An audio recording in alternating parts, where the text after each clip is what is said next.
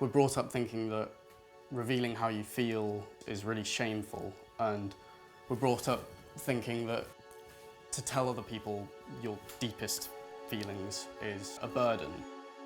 And action. Just thinking about that as being a burden is really, I think, damaging.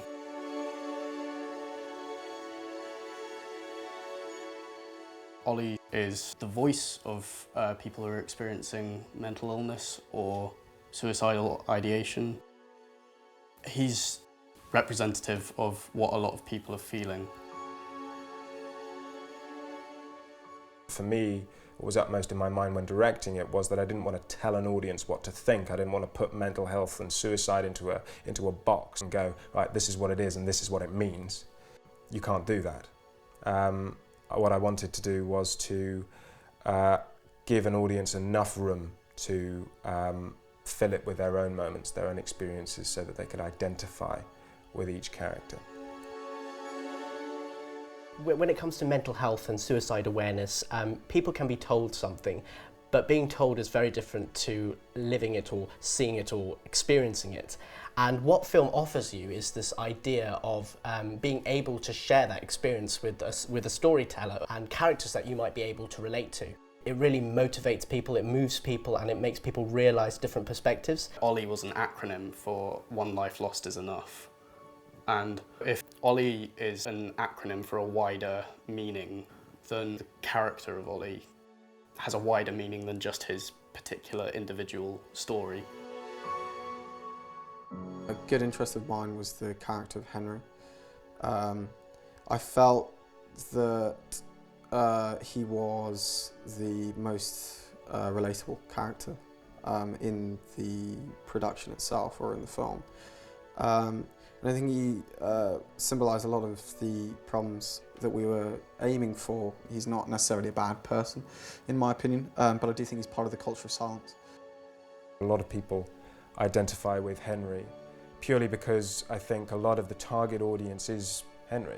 They are the people who have a friend who has depression or anxiety.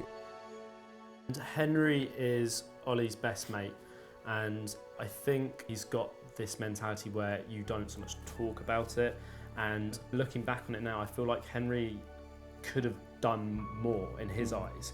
He could have been more open to speak to Ollie and be that friend. I feel like Henry has a big part to play in not the decision that Ollie makes, but the thought process that Ollie then goes through, I think can be heavily influenced by Henry's actions and the way he is around him as a mate.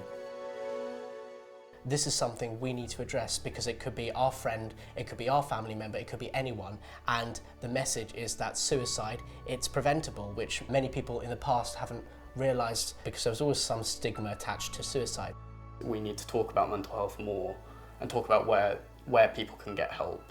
And I think that will really make a difference in society. That will change the way we stigmatise it.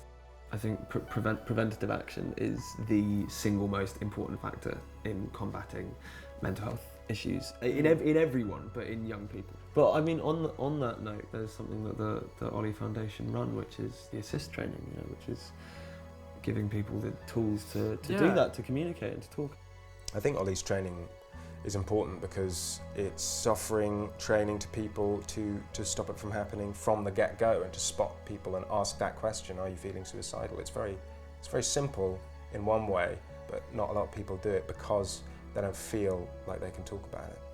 I want people to think when they finish watching it, they go, oh, that was awful, but I also recognise that there was points along that timeline towards the conclusion of that project where Henry could have helped, and I can now help, knowing that I'm not encroaching, I'm not stepping on anyone's toes by simply asking, are you okay?